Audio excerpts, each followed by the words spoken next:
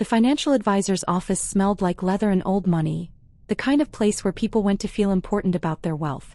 I sat in the corner chair, the one positioned slightly behind my parents, watching them perform what I'd come to think of as their successful people routine.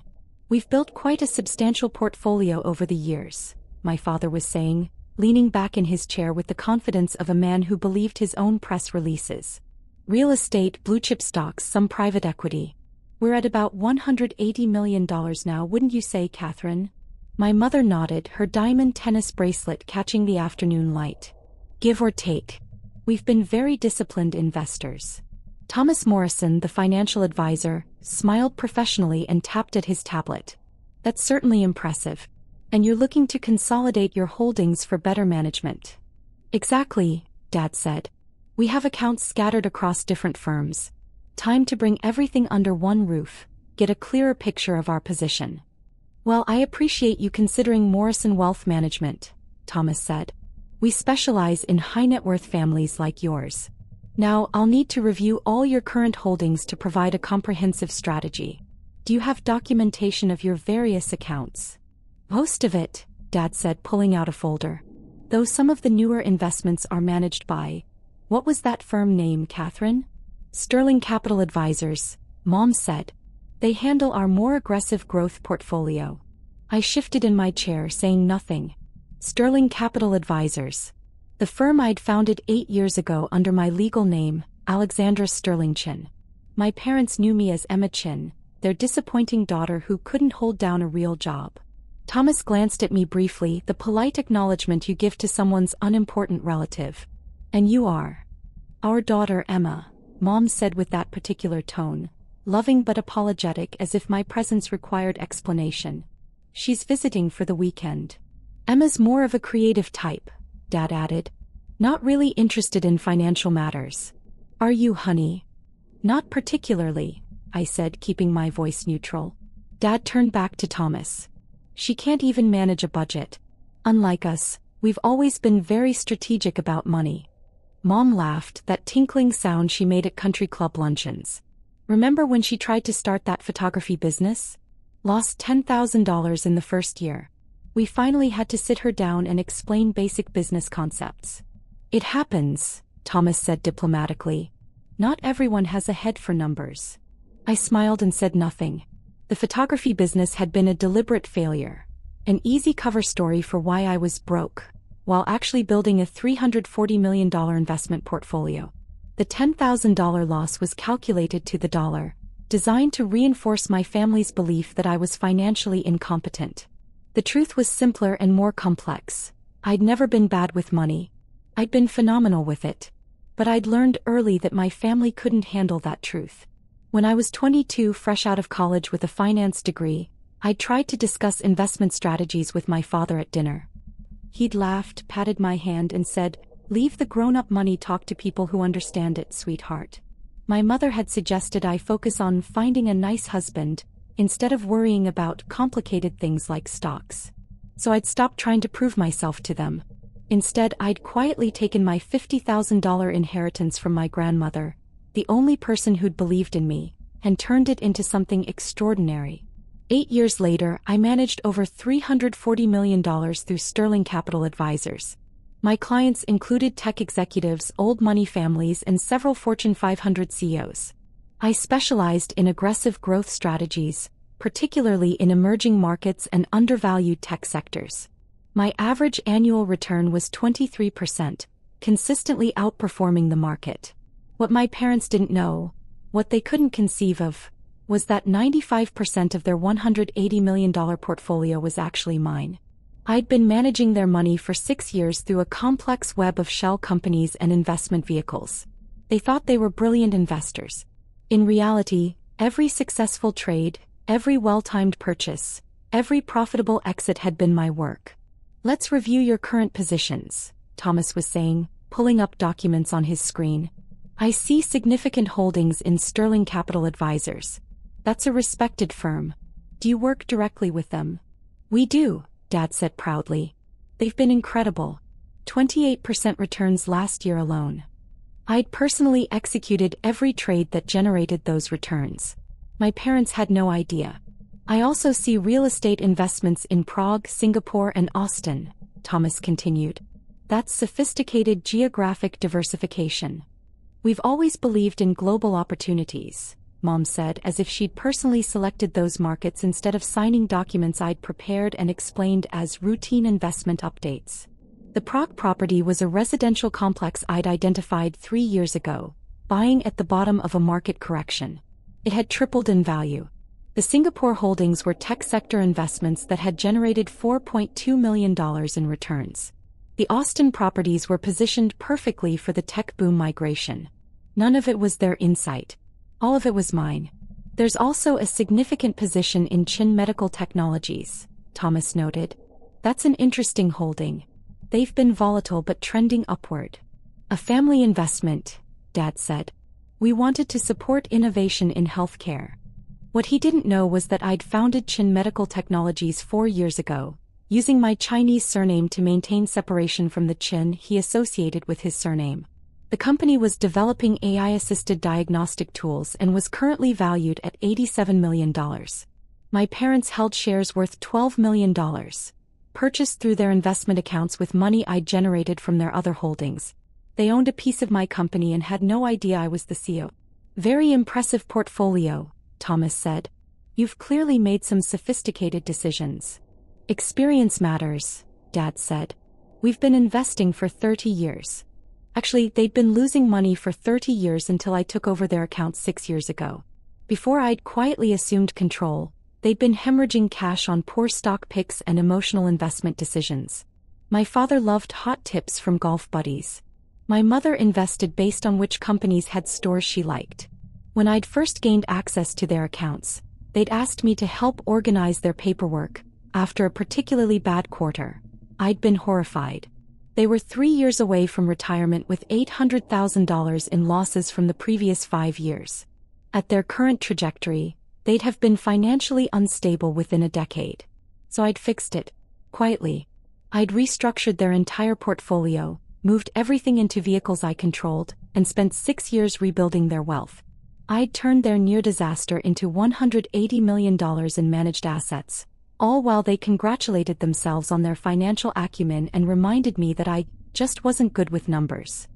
Now, Emma, Thomas said, turning to me with the kind smile adults give to children at grown-up events. Do you have any retirement savings we should factor in? An IRA perhaps? Even small amounts matter. Nothing significant, I said. See. Dad laughed. That's what happens when you don't prioritize financial planning. Emma here thinks she can just wing it through life. We keep telling her to start saving, but... He shrugged as if my financial incompetence was a lovable quirk. My phone buzzed in my purse. I glanced at it. Urgent call from Sterling Capital. Excuse me, I said, standing. I need to take this. Of course, honey, Mom said. Take your time. The adults will handle the complicated stuff. I stepped into the hallway and answered. This is Alexandra. Miss Sterling Chin. It was James Park, my operations manager. We have a situation. The Morrison due diligence request came through. They're asking for full transparency on the Chin family portfolio holdings. My stomach tightened. Define full transparency. They want to know the beneficial ownership structure of all vehicles. If we comply with standard disclosure, they'll see that Sterling Capital Advisors, meaning you, controls 95% of the portfolio assets. The shell companies will be visible. When do they need the information? Standard due diligence timeline. 72 hours. I leaned against the wall, thinking rapidly. For 6 years I'd maintained this arrangement because my parents had never questioned their success. They'd simply assumed they were brilliant investors. Moving to Morrison Wealth Management meant external scrutiny, professional analysis, and inevitable discovery. What are my options? I asked. You could transfer everything back to their direct control before disclosure, but that would trigger massive tax events and likely alert them that something changed. You could refuse to provide the information, but Morrison would walk away and they'd wonder why.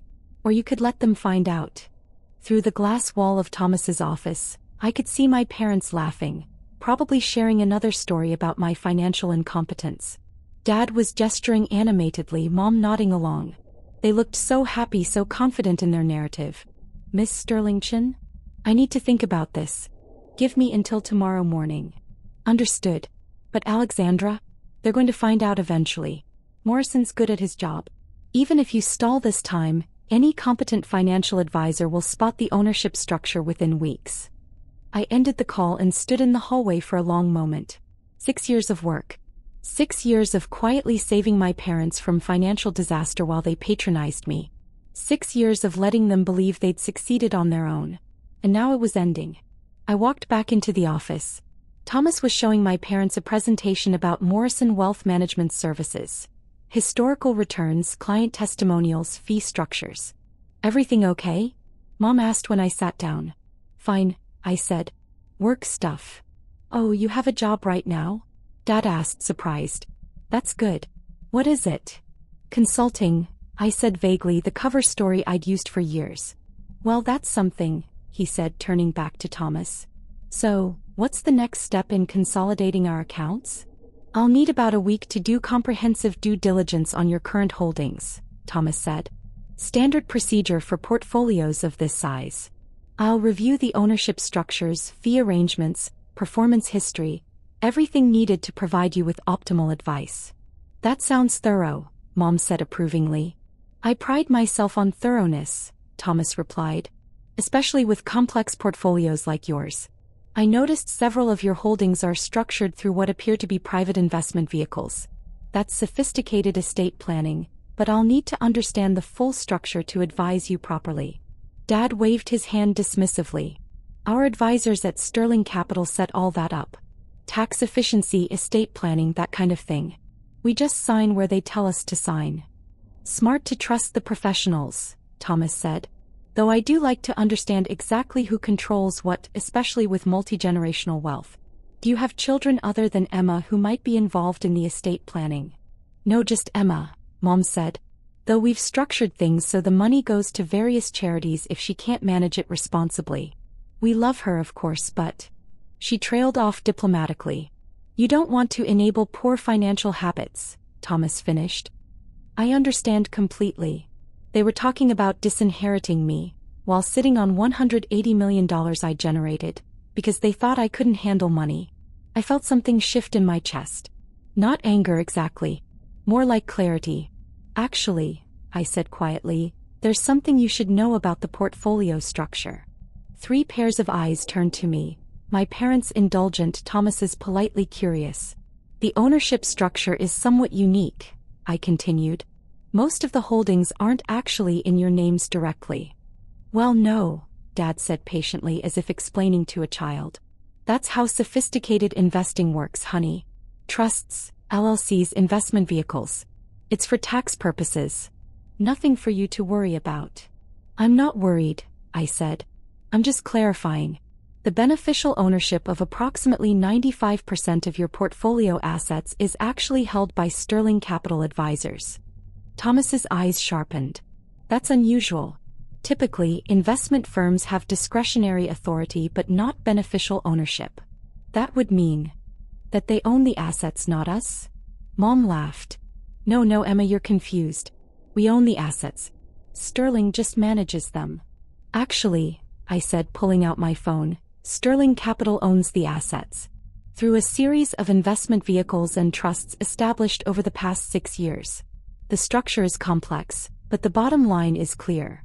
Sterling Capital controls 95% of what you think of as your portfolio. Dad's smile was fading. That can't be right. We have statements. Account documentation. You have statements showing returns on investments managed by Sterling Capital Advisors. I agreed. But if you look at the fine print, which I'm guessing you never did, you'll see that the actual ownership structure is more complicated. Thomas was scrolling through his tablet rapidly. Miss Chin, are you saying your parents don't actually own? They own 5%, I said. Approximately $9 million in direct holdings. The remaining $171 million is owned by Sterling Capital Investment Vehicles, with your parents listed as beneficial interest holders, subject to various conditions. The room went very quiet. Emma, Mom said carefully, I don't think you understand what you're talking about. I understand perfectly, I said. I structured the entire arrangement 6 years ago. Dad laughed, but it sounded forced. Sweetheart, you can barely balance a checkbook. You didn't structure $180 million in investments. I unlocked my phone and pulled up my email, turning it so they could see the screen. This is my work email. Alexandra Sterlingchin, founder and CEO, Sterling Capital Advisors. Mom leaned forward, squinting at the screen. Then her face went pale. You're making a joke, she said weakly. No joke, I said. I swiped to another screen. My company's website with my professional photo and bio. I founded Sterling Capital 8 years ago. We manage $340 million in assets for 73 clients. 2 of those clients are Catherine and Robert Chin, though they were added to our roster 6 years ago without their explicit knowledge. Thomas was staring at his tablet, his professional composure cracking. Holy shit. You're Alexandra Sterlingchin? You gave the keynote at the Institutional Investor Conference last year. Your aggressive growth strategy paper was revolutionary. Thank you, I said. Dad's face had gone from confused to red. This is insane. You're saying you've been managing our money? That's not possible. We make the investment decisions. Do you? I asked calmly. Tell me about the Prague real estate acquisition. Why did you choose that market? He opened his mouth, then closed it. Sterling recommended it. Which property specifically did you buy? Silence. What about the Singapore tech investments? Which companies? What was your thesis? More silence. The Austin properties. The Chin Medical Technologies position? The emerging markets bond portfolio. Mom's voice was barely a whisper. You're saying none of it was us? 6 years ago you asked me to help organize your paperwork after a bad quarter, I said. Remember? You'd lost $60,000 in 3 months on stock tips from Dad's golf buddies. You were frustrated, overwhelmed, and you asked your financially incompetent daughter to at least sort your documents so you could find things. I remember, Dad said slowly. I sorted your documents, and I saw everything. 25 years of investing that had netted you exactly $800,000. Which sounds impressive until you realize you'd actually contributed $1.6 million over that period.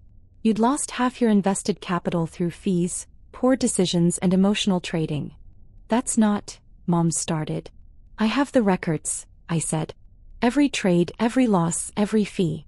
You were 3 years from retirement with barely enough to maintain your lifestyle. At your burn rate, you'd have been in trouble within a decade. Thomas was still staring at his tablet. The returns on this portfolio are extraordinary. 28% last year, 31% the year before. This is institutional-grade performance. Thank you, I said. I work hard for my clients. Your clients, Dad repeated hollowly. Were your clients? For 6 years, I confirmed. I restructured everything. Moved your assets into vehicles I controlled, executed a complete portfolio overhaul, and rebuilt your wealth. That $180 million you're so proud of? 6 years ago you had $2.1 million in total assets. I turned it into $180 million. The silence stretched out, broken only by the hum of the office air conditioning. Finally Mom spoke, her voice shaking. Why would you do that? If you're so financially brilliant, why help us at all? Why not just let us fail? Because you're my parents, I said simply. And despite everything, despite years of being told I'm bad with money, despite being patronized and dismissed and treated like a financial idiot, I didn't want you to lose everything. So I fixed it. Quietly. But you let us think we did it, Dad said. You let us take credit. Would you have accepted help from me? I asked. If I'd told you 6 years ago that I wanted to manage your portfolio, would you have agreed? Would you have trusted your creative-type daughter who couldn't even manage a budget? Neither of them answered. I did what I had to do to help you, I said. I built wealth you couldn't have generated on your own, protected you from your own worst investment instincts, and turned a modest retirement into genuine financial security. And I did it all while you reminded me constantly how bad I was with money. Thomas cleared his throat. I'm not sure where this leaves us regarding the wealth management transition. It leaves you without clients, I said. Because if my parents want to transfer their assets to Morrison Wealth Management, they'll need to request that transfer from Sterling Capital Advisors. As the beneficial owner of 95% of their portfolio, I'd need to approve any such move. Dad's face went from red to purple.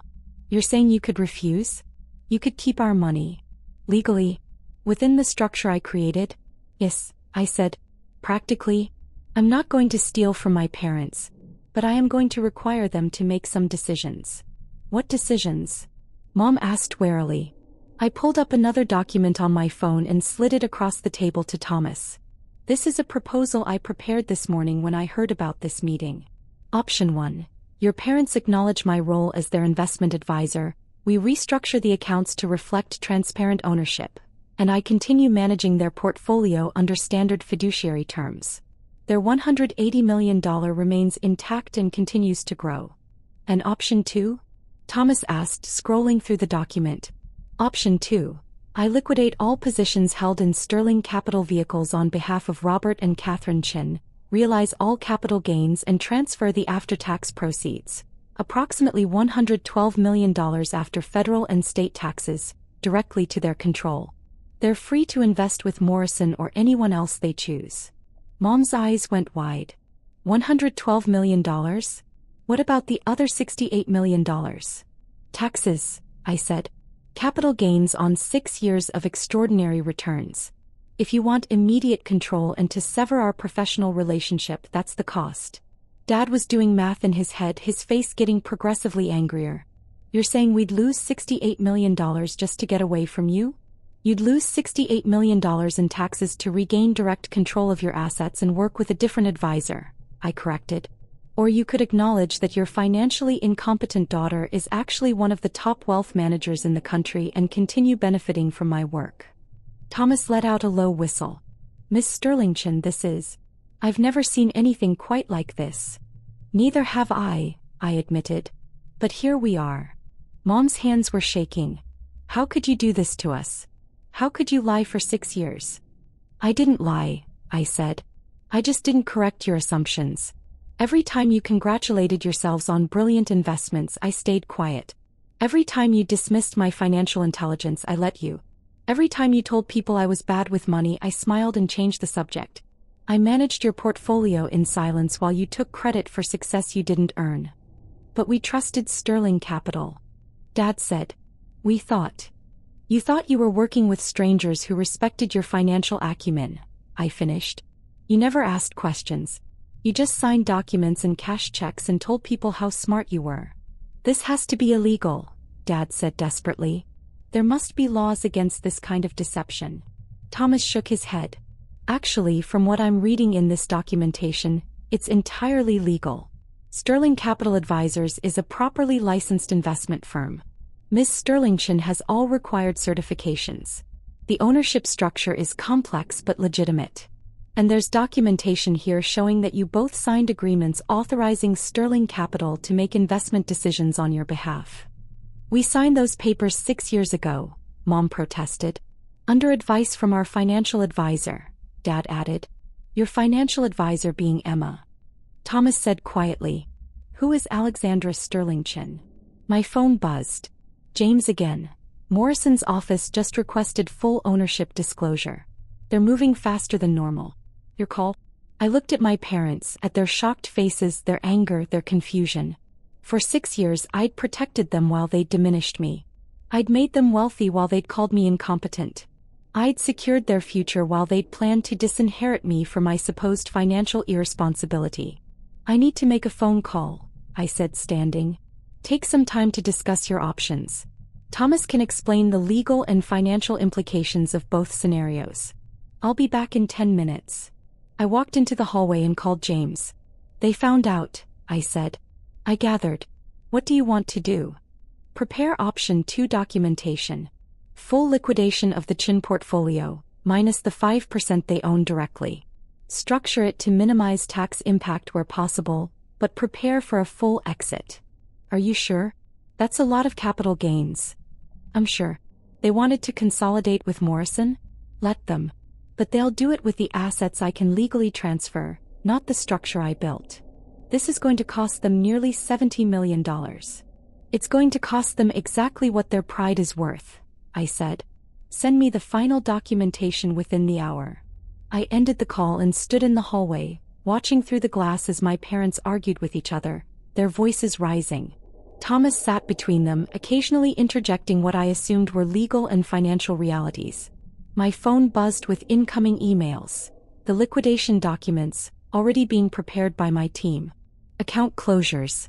Position sales. Capital gains calculations. Everything needed to unwind 6 years of work in 72 hours. When I walked back into the office, my parents looked up at me like I was a stranger. "We need to talk about this," Mom said. "This is all happening too fast. We need time to."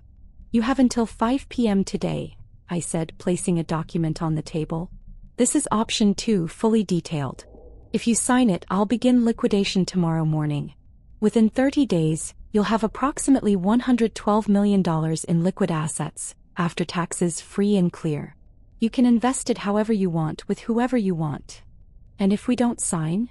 Dad asked. "Then we move to option 1. I remain your investment advisor under transparent terms. You acknowledge my role and we continue building wealth together. But the dismissiveness ends. The 'she's bad with money' stories end. You treat me as the professional I am or we're done." Thomas cleared his throat. "Mr. and Mrs. Chen, I should note that Ms. Sterling Chen's offer is remarkably generous. She could legally make this transition much more difficult. The structure she's created gives her significant control." "Control she obtained through deception," Dad said bitterly. "Through omission," I corrected. "I never lied about my credentials. You never asked. I never claimed to be incompetent. You assumed. The only deception was allowing you to continue believing what you wanted to believe about me." Mom's eyes filled with tears. "How are we supposed to trust you now?" "Trust me." I laughed, the sound harsher than I intended. "Mom, I've been trustworthy for 6 years. I've grown your wealth by 8,400%. I've protected you from every market downturn, every bad decision, every expensive mistake. I've been the most trustworthy person in your financial life, and you never knew it because you were too busy telling people I couldn't manage money. But you lied about who you were. I used a professional name, Alexandra Sterling Chen. Sterling from my middle name, Chen from our family name. It's not a lie. It's a professional identity. Plenty of people use different names professionally." Thomas was reading through the liquidation documents. "Mr. and Mrs. Chen, I strongly advise you to take the rest of the day to consider this. Both options have significant implications." "What would you do?" Dad asked him directly. Thomas hesitated. "Professionally, I'd advise option 1. Your daughter has generated extraordinary returns. Her reputation in the industry is sterling. No pun intended.